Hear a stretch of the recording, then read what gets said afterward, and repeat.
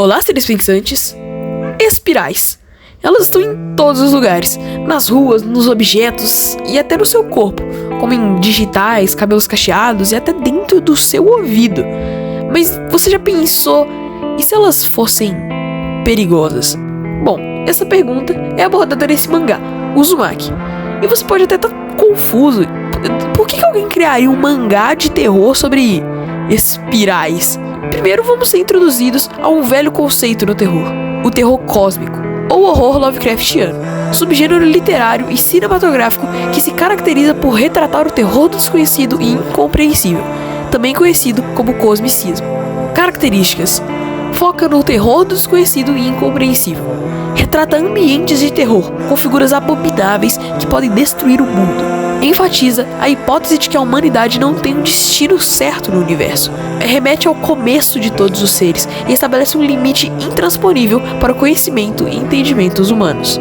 Exemplos de horror cósmico: obras de H.P. Lovecraft como The Call of Cthulhu, a trilogia do Apocalipse de John Carpenter, composta por O Enigma de Outro Mundo, de 1982, O Príncipe das Sombras, 1987 e A Beira da Loucura, 1994.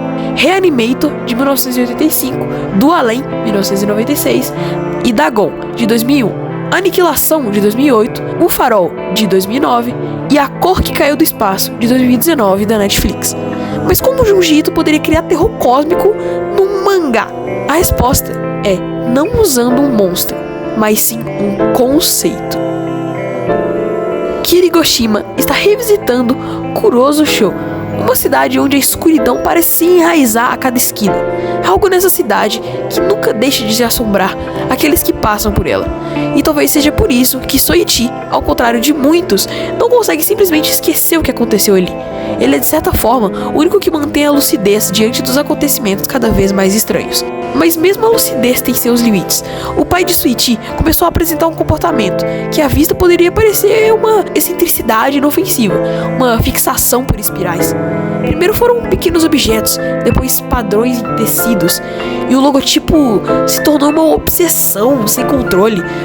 O brilho dos olhos, a forma como ele acariciava cada novo item da coleção e a maneira como ele reagia quando não encontrava mais espirais, tudo apontava para algo muito mais profundo do que apenas um simples fascínio. A tensão cresce à medida que ele se afasta cada vez mais da realidade, e aquilo que parecia ser apenas uma mania estranha se revela algo muito mais sombrio.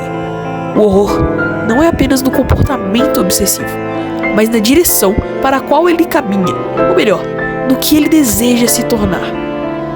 Quando a obsessão atinge seu ápice, somos confrontados com um dos painéis mais perturbadores da obra, uma imagem que se fixa na mente do leitor como uma espiral impossível de escapar. Essa cena é tão marcante que seu impacto transcendeu a obra, sendo referenciada em outras mídias, como Jujutsu Kaisen.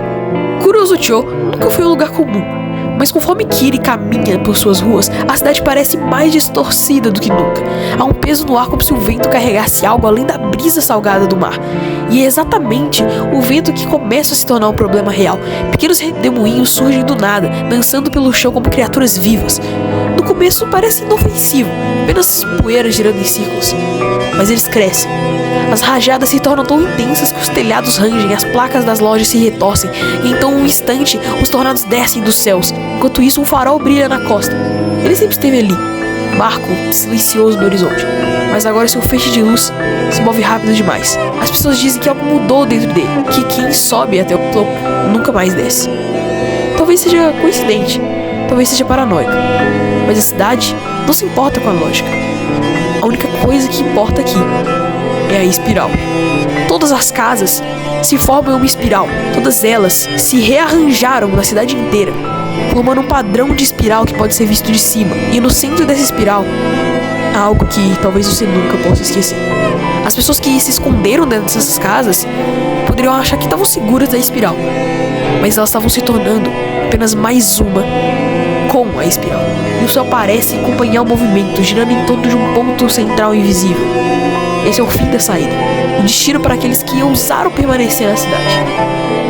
E o que estava no centro dessa cidade, abaixo de tudo isso, bom, não há explicação.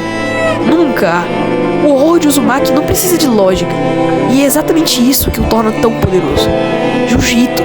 Domina essa arte como ninguém, criando uma experiência tão visualmente impactante como psicologicamente perturbadora.